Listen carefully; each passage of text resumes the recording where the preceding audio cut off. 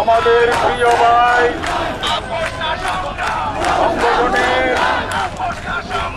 রাজপথের কর্মীদের উপর বিদ্রুত গোষ্ঠীর হামলা গ্রেফতার করে মিথ্যা মামলা দেওয়ার প্রতিবাদে আজকে সংগঠনের চট্টগ্রাম জেলার উদ্যোগে পতাকা মিছিলের ঘোষণা দেওয়া হয়েছে।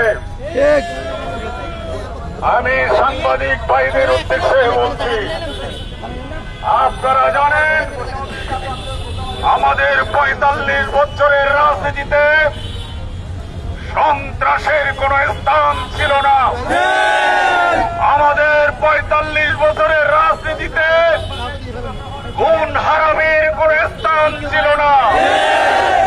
আজকে আমার ভাইদের বিরুদ্ধে নাশকতার মামলা দেওয়া হয়েছে। আমি আজকের সমাবেশ থেকে অবিলম্বে এই মামলা প্রত্যাহারের দাবি জানাচ্ছি। আপনারা জানেন আমরা কেন রাজপথে এসেছি। গত ২৭শে এপ্রিল আমার ভাই একটি মসজিদের খতিব আলেমে দ্বীন হযরতুল আল্লামা রইসউদ্দিনকে অত্যন্ত নির্মমভাবে পরিকল্পিতভাবে হত্যা করা হয়েছে। আমরা একজন আলেমের বিচারের দাবিতে রাস্তায় নেমেছি। এই দেশ মুসলমান সংখ্যাগরিষ্ঠ জনগণের দেশ।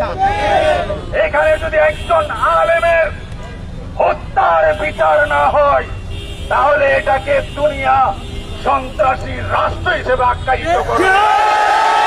আমরা মনে করি নোবেল লরিয়েট ডক্টর ইউনূস সাহেব বাংলাদেশের অন্তর্বর্তী সরকারের দায়িত্ব পালন করছেন।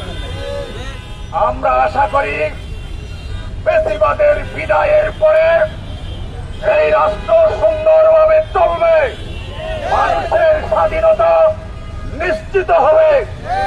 আমরা ওই গাজীপুরে আমার ভাই আল্লামা রইসুদ্দিনকে যারা পরিকল্পিতভাবে হত্যা করেছে, একই গোষ্ঠী গতকাল